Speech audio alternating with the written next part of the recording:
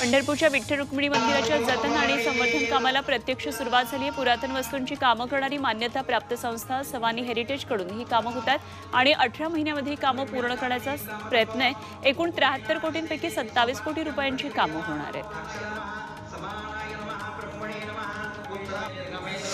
आयपीओचा अर्ज भरण्यासाठी गुंतवणूकदारांनी 70% यूपीआयचा पर्याय निवडला। नॅशनल पेमेंट्स कॉर्पोरेशन ऑफ इंडियाने ही माहिती दिली। बहुसंख्य किरकोळ गुंतवणूकदार मोबाईल ॲपच्या माध्यमातून आयपीओसाठी बोली लावतात आणि त्यासाठी किंमत मोजताना यूपीआयचा मार्ग स्वीकारत आहेत।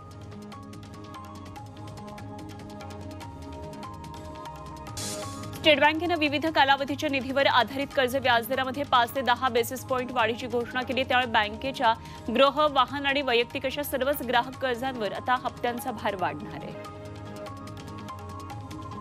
बीडच्या अभियांत्रिकी परीक्षेमध्ये कॉपीचा भांडाफोड केला म्हणून सह केंद्र प्रमुखांची बदली करण्यात आली। अमृत नोनी आर्थो प्लस ये एक प्रूवन फॉर्मूला है। इसमें मौजूद नोनी फल के गुण और आयुर्वेदिक जड़ी बूटियां शरीर को जरूरी पोषक तत्व देने के साथ साथ हड्डियों और जोड़ों के घिसने, उनमें होने वाले सूजन और दर्द को रोकने में मदद करता है। दर्द मुक्त जीवन के लिए अमृत नोनी ऑर्थो प्लस। त्याचा धक्कादायक प्रकार समोर आलाय।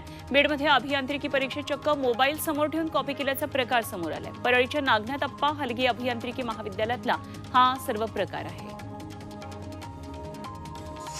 राज्यात थंडीचा कडाका वाढलाय। नाशिक जिल्हा गारठलाय। निफाडचं तापमान 11.6 अंश सेल्सिअस पर्यंत आता पोहोचलंय आणि गारठा वाढल्यानं नागरिक उबदार कपडे आणि शेकोट्यांचा आधार घेतात।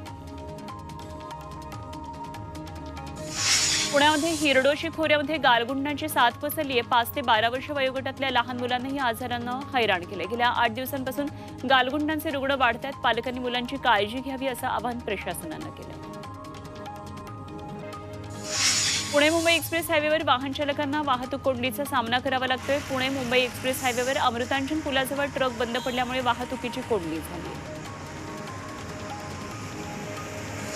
भंडाऱ्यामध्ये राष्ट्रीय महामार्गाच्या बांधकामामुळे वाहतूक कोंडी वाढली। ही वाहतूक कोंडी कमी करण्यासाठी वाहतूक पोलीस प्रशासनानं महामार्गावर जड अवजड वाहनांना बंदी घातली। या वाहनांना पर्यायी मार्ग काढून देण्यात आला।